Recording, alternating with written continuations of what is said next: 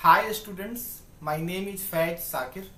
Welcome to first lesson of your history, the rise of nationalism in Europe. Europe में राष्ट्रवाद का उदय। बच्चों, आज की इस वीडियो में हम लोग सेक्शन 4.3 को पढ़ेंगे, the strange case of Britain. Britain का अजीबोगरीब केस। कहता है the model of the nation और the nation state some scholars have argued is great Britain. कहता है कि कुछ विद्वानों का ये मानना है कि अगर देश होना चाहिए, अगर नेशन स्टेट होना चाहिए तो वह ब्रिटेन की तरह होना चाहिए। ब्रिटेन जो है वह एक रोल मॉडल है नेशन स्टेट का। In Britain the formation of the nation state was not the result of a sudden upheaval और रिवोल्यूशन। कहता है कि ब्रिटेन जो नेशन स्टेट बना, आप देखेंगे ऐसा नहीं है कि वहां पर अचानक कोई क्रांति हो गई, कोई इनकलाब आया और ब्रिटेन जो है वह नेशन स्टेट बन गया। ऐसी कोई बात नहीं है जैसे हमने देखा था कि फ्रांस में या जर्मनी में। कहता है क्या इस तरह की चीजें जो है वो ब्रिटेन में नहीं हुई। It was the result of a long drawn out process.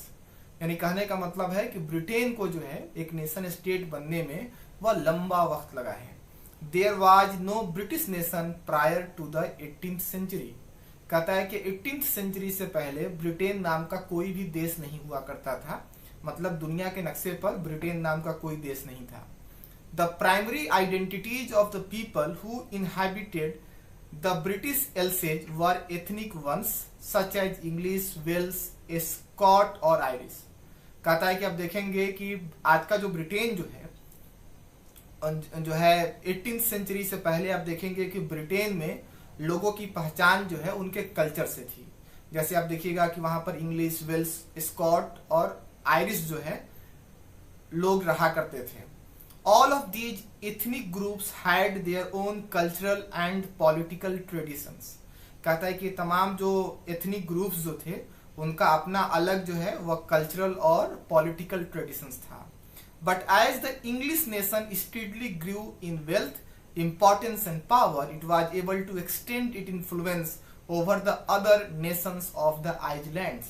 लेकिन कहता है कि जैसे ही जो है आप देखेंगे इंग्लिश जो है उनके पास पैसा आया, आप उनके पास पावर आया, उन्होंने धीरे धीरे आइसलैंड के जो दूसरे जो इथनिक कम्युनिटीज जो थी उन पर अपना प्रभाव जमाना स्टार्ट किया। The English Parliament, which had seized power from the monarchy in 1688 at the end of a protracted conflict, was the instrument through which a nation state with England at its center came to be formed. कहता है कि अब देखेंगे कि 1688 में England की जो parliament जो थी उसने राजा से पावर को छीन लिया, मोनार्की से पावर को छीन लिया। मतलब मैक्सिमम पावर जो है अब वो पार्लियामेंट के पास चला गया।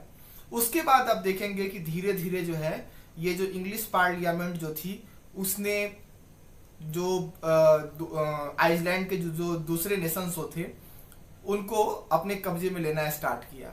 The act of union 1707 between England and Scotland that resulted in the formation of the United Kingdom of Great Britain meant in effect that England was able to impose its influence on Scotland. कहता है कि 1707 में 1707 में England और Scotland के बीच में एक समझौता हुआ, एक कानून बना, द एक्ट ऑफ यूनियन, और उसके तहत जो है आप देखेंगे कि स्कॉटलैंड को इंग्लैंड में मिला दिया गया और इस तरह से जो है वो ब्रिटेन एक नेशन स्टेट बनता है। अब जो है जो इंग्लिश पार्लियामेंट जो थी अब वो आसानी से स्कॉटलैंड को इन्फ्लुएंस कर सकती थी, उसके पॉलिटिक्स को इन्फ्लुएंस कर सकती थी। The British parliament was henceforth dominated by its English members. कहता है क्या कहने को ब्रिटेन में स्कॉटलैंड भी था लेकिन जो पार्लियामेंट जो थी उसमें आप देखेंगे कि इंग्लिश मेंबर्स की तादाद ज्यादा थी। The growth of a British identity meant that Scotland's distinctive culture and political institutions were systematically suppressed. कहता है कि ब्रिटिश आइडेंटिटी के ग्रोथ का मतलब था कि स्कॉटलैंड की जो डाइवर्सिटी जो है, जो जो डिस्टिंक्टिव कल्चर है, जो पॉलिटिकल इंस्टीट्यूशंस हैं, उनका खात्मा। The Catholic clans that inhabited the Scottish Highlands suffered treble repression whenever they attempted to assert their independence. The Scottish Highlanders were forbidden to speak their Gaelic language or wear their national dress, and large numbers were forcibly driven out of their homeland. कहता है कि आप देखेंगे कि जो Catholic कबीला जो था स्कॉटिश हाईलैंड्स का, उसको जो है वह सबसे ज्यादा दबाया गया जब भी उसने अपने आप को ब्रिटेन से आजाद करने की कोशिश की। स्कॉटिश हाईलैंडर्स को उनका जो लैंग्वेज था गैलिक लैंग्वेज, उसको बोलने से रोका गया, उनको अपना नेशनल ड्रेस पहनने से रोका गया, और लार्ज नंबर में जो है लोगों को अपने ही देश से निकाल दिया गया। Ireland suffered a similar fate. कहता है कि आयरलैंड की किस्मत भी जो है वह स्कॉटलैंड की तरह ही हुई। It was a country deeply divided between Catholics and Protestants. कहता है कि आयरलैंड जो है वह कैथोलिक्स और प्रोटेस्टेंट्स में बटा हुआ था। The English help the Protestants of Ireland to establish their dominance over a largely Catholic country.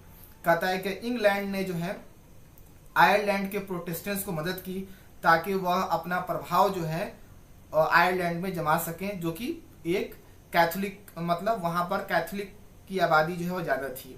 Catholic revolts against British dominance were suppressed.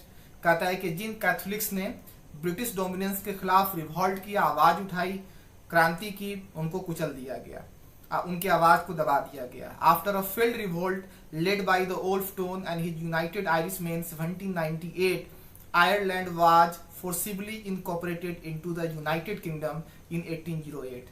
कहता है कि अब देखेंगे कि 1798 में ओल्फटोन ने और उनकी जो यूनाइटेड आयरिशमैन जो थी, उन्होंने रिवॉल्ट किया, लेकिन उनके रिवॉल्ट को दबा दिया गया और 1808 में आयरलैंड को जबरदस्ती जो है वह ब्रिटेन में मिला दिया गया।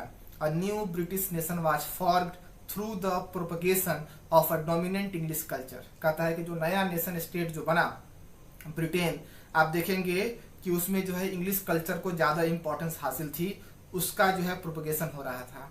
The symbol of the new Britain, the British flag, the national anthem, God Save Our Noble King, the English language were actively promoted, and the older nations survived only as a subordinate partners in this union. कहता है कि अब देखेंगे कि Britain का जो झंडा बना, उसको जो मतलब स्कॉटलैंड, आयरलैंड और आप देखेंगे कि इंग्लैंड, मतलब जो ब्रिटेन जो नेशन स्टेट बना जो है, उसका झंडा जो है वह यूनियन जैक बनाया गया। नेशनल एंथम जो है वो ब्रिटेन का था, ब्रिटेन का है God save our noble king, और जो है ईश्वर जो है हमारे जो शरीफ राजा जो है उनको प्रोटेक्ट करे, और इंग्लिश को जो है वो प्रमोट किया गया। और आप देखेंगे कि जो दूसरे लोग जो थे, चाहे वह स्कॉटलैंड के हों या आयरलैंड के हों, उनको यहाँ पर सबऑर्डिनेट पार्टनर्स के तौर पर ही रहना पड़ा। तो हमने पढ़ा कि ब्रिटेन जो है वो नेशन स्टेट कैसे बना। मैंने आपको बताया कि बहुत सारे स्कॉलर्स का ये मानना है कि ब्रिटेन जो है वह नेशन स्टेट का एक रोल मॉडल है। मैंने आपको बताया कि ब्रिटेन को बनने में एक लंबा वक्त लगा है। 18वीं सेंचुरी से पहले ब्रिटेन नाम का कोई नेशन स्टेट नहीं था। लोगों की पहचान जो है उनके कल्चर से थी। मैंने आपको बताया कि 1688 में इंग्लिश पार्लियामेंट ने इंग्लैंड की जो राजा जो थे उनसे पावर को छीन लिया, और उसने कोशिश की कि जो है आइसलैंड के जो दूसरे जो नेशंस हैं उनको अपने अंडर मिला लिया जाए।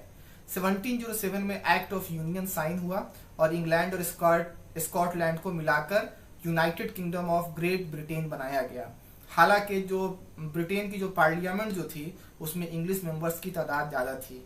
स्कॉटिश हाईलैंडर्स ने जब भी जो है ब्रिटेन से आजाद होने की कोशिश की, उनके जो है आंदोलन को कुचल दिया गया। स्कॉटिश हाईलैंडर्स को उनका जो लैंग्वेज था गैलिक लैंग्वेज, उसको बोलने से रोका गया, नेशनल ड्रेस पहनने से रोका गया, और बड़ी संख्या में जो है स्कॉटिश हाईलैंडर्स अपने ही देश से निकलने को मजबूर हुए। फिर आप देखेंगे कि आयरलैंड की किस्मत भी इसी तरह की हुई, स्कॉटलैंड की तरह ही। ये कंट्री जो है वह कैथोलिक्स और प्रोटेस्टेंट्स में डिवाइडेड थी।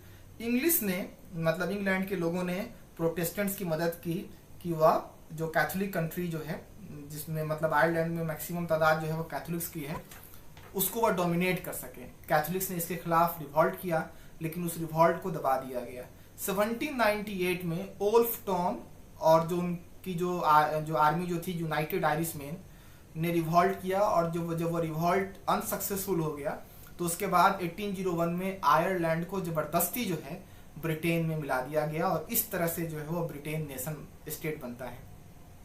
कहता है कि आप ब्रिटेन का फ्लैग जो है वह यूनियन जैक बनाया गया, नेशनल एंथम जो है God save our noble king, और इंग्लिश लैंग्वेज को प्रमोट किया गया।